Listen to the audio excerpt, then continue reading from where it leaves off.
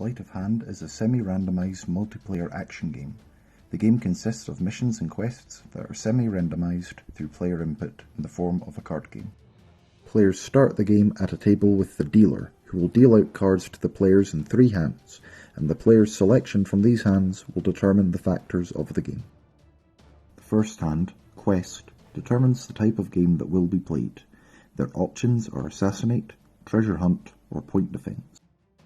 The second hand, Theme, determines the theme and appearance of the characters, items, and locations within the game. The options are Medieval, Western, and Space. Third hand, Location, determines the general layout of the map within the game. The options are Town, Tavern, and Transport. During each hand, each player will make their own selection of quest, theme, and location. Once all hands have been dealt, the dealer will shuffle the player's choices and select one from each hand, providing a game randomly selected from the player's own choices. The randomized game will then begin.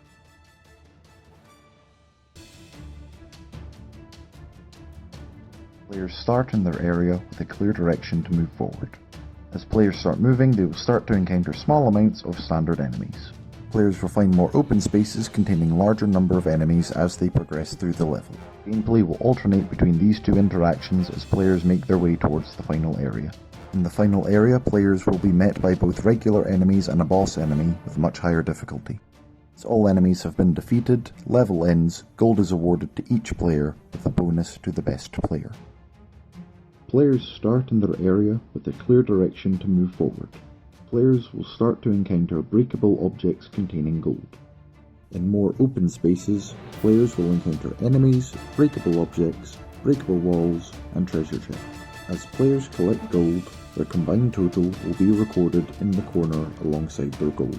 Once the goal has been reached, players can either return to the starting area immediately and end the game, or continue to collect treasure. Gold collected is then split amongst players, with bonuses given to the best player. Players start in their area around their defense point. Enemies start entering the area in increasingly difficult waves, with the intention of attacking the defense point. Players earn gold for every enemy defeated, accumulating more the longer they survive. Gameplay continues until the defense point is destroyed or until time runs out, in which case each player receives a bonus. Whilst there is no narrative storyline within the game, it does provide the players with the opportunity to make their own stories.